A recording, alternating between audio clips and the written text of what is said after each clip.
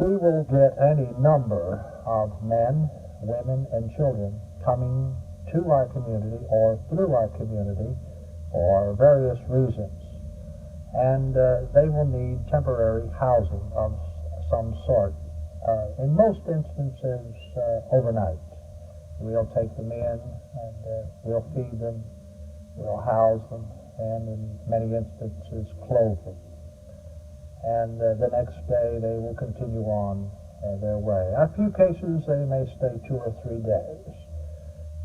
We have the rehabilitation program for men, and some of the men that enter the rehabilitation program, 3 to 6 weeks is the average stay for men in the center. What sort of rehabilitation services do you provide?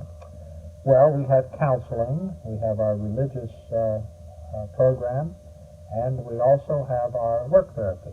We will use, and these are primarily men, we will use them in our center. They may process materials in the warehouse that come through the trucks that pick up salvage.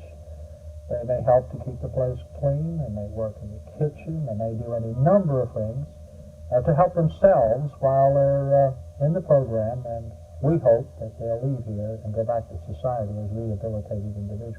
What sort of problems do they have that require rehabilitation? 85% of them either are alcoholic or have a problem with alcohol.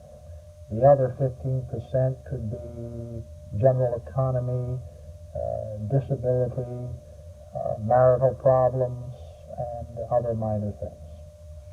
For what seemed to be decades, the Salvation Army kettle has been as familiar as the Christmas tree this time of the year. What started that? Why did it start? Well, to my knowledge, it started out on the West Coast. And they were, I believe, going to have a dinner for some seamen, and they had several pots that they were using to cook, and of course, anything you do of this nature costs money. So they took one of the pots and went out on the street to see if they could get folks to contribute.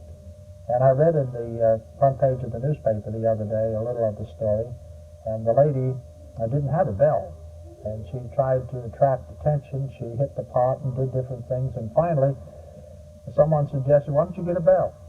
And so ever since that, and that's over 100 years ago, they've been ringing the bell at the Christmas kettle. How many people would you service this year for your annual Christmas grocery giveaway? Last year, we served 1,440 families in the Montgomery area with a food basket. What does this consist of? Oh, it's of course I wasn't here, but it was a good sized basket. Each basket would probably retail from $30 to $40 a piece. They will have meat, perishable vegetables, canned vegetables, dried items such as that come in boxes and bags, and it's a very fine-looking basket. How ambitious is the project for this year? Oh, it's ambitious. It's off to a good start. We've had approximately 2,000 applications, and we're going to be bagging about 1,500 bags. Now, of course, the big problem comes to go through the applications, and those perhaps who are a little better off financially than some others, because it is a program for the needy.